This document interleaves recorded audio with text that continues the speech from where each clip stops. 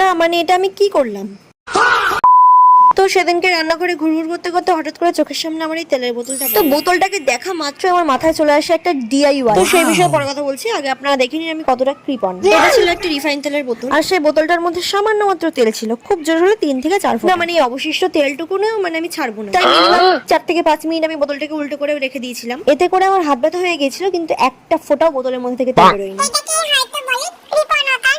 এই তুই চুপ কর। যাই হোক, এবার আপনারা নিশ্চয়ই বুঝতেই পারছেন আমি সেই তেলের বোতলটা নিয়ে কি করতে চেয়েছিলাম অ্যাকচুয়ালি। তো এখন খুব ট্রেন্ডে চলছে কাশ্মীরি জেলি বেঙ্গলস, যেটা আমি অনেককেই বানাতে দেখেছি জলের বোতল দিয়ে। কিন্তু দুঃখের বিষয় হলো আমাদের বাড়িতে কোনো কোল্ড ড্রিঙ্কস এর বোতল ছিল, তাই আমি বেছে নিয়েছিলাম ডক্টর চয়েসের রিফাইন তেলের বোতল। আমার কাছে মনে হয়েছিল বোতলটা একটু হার্ডি, তো চুরিগুলো হয়ে গেল যেতে। আর বোতলটা যেহেতু একটু ছোটখাটো সরুর মধ্যে ছিল, তাই আমার বোনের হাতের জন্য একদম পারফেক্ট ছিল। তো আপনারা দেখতেই পেলেন যে আমি কিভাবে অ্যাকচুয়ালি চুরিটা বানালাম। বোতলটা চুরি শেপ করে কাটা অবধি তো সবই ঠিক ছিল, কিন্তু তারপরে এই চুরিগুলোর সাথে কি ঘটলো আপনারা নিশ্চয়ই দেখতে। এই চুরিগুলো বানানোর পিছনে আমার সময় চলে গেছিল সেদিনকে 45টা মিনিট। কোনো ছাতার মাথা কিছুই হয়নি। এই 45টা মিনিট যদি আমি আমার মায়ের ঘরের কাজ করে দিতাম তাহলে হয়তো আমার মা খুশি হয়ে যেত। যাই হোক, কি আর করা যাবে, প্রথমবার চেষ্টা করেছি, নেক্সট টাইম আরেকবার ট্রাই করব। আপনারা প্লিজ এই তেলের বোতল দিয়ে একদম জেলি বেঙ্গলস বানানো ট্রাই করুন, তাহলে আমার মতো না আপনাদেরও 45 মিনিটটা বেকারই যাবে। এখন আমাকে এই চুরিগুলো ফেলেই দিতে হবে, আর কোনো কাজে লাগবে না। ধুর ধুর।